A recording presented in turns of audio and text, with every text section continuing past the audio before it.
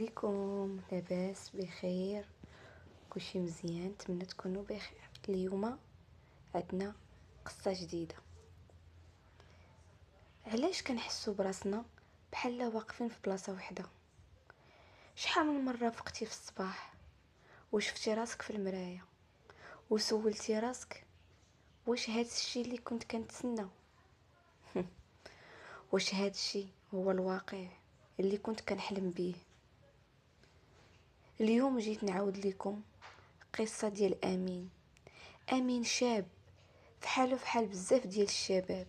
قرا، خدم، ضحى وبغى يدير بلاصتو في المجتمع. كان عنده احلام كبيره، باغي يخدم في شركه كبيره، باغي يبني الدار، باغي يفرح والديه. ولكن امين تصدم بواحد الحاجه سميتها الواقع. فاش كتخرج تقلب على خدمه كتلقى 1000 واحد بحالك.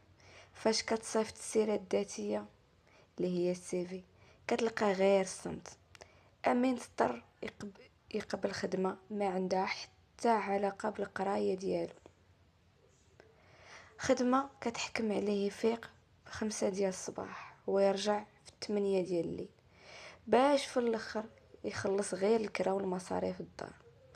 اصعب لحظه هي فاش كيشوف صحابو اللي اختاروا طريق اخرى ولا اللي كان حظ حليفهم كيتطوروا، هو باقي كيحاول غير يشد الخيط ديال الحياة.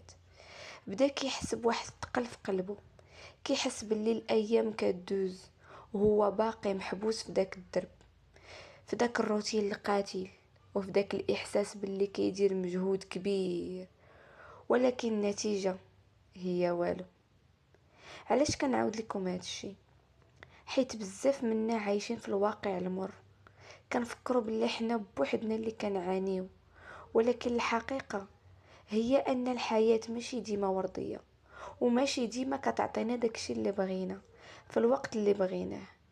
الواقع المر ماشي هو الفشل، الواقع المر هو اننا نسمحوا اليأس يقتل فينا داك الحلم الصغير اللي باقي كينبض. انت دابا ولا انتي شنو هو الواقع المر اللي كتحاولي او اللي كتحاول تتجاوزه؟ واش كتحس بلي الحياة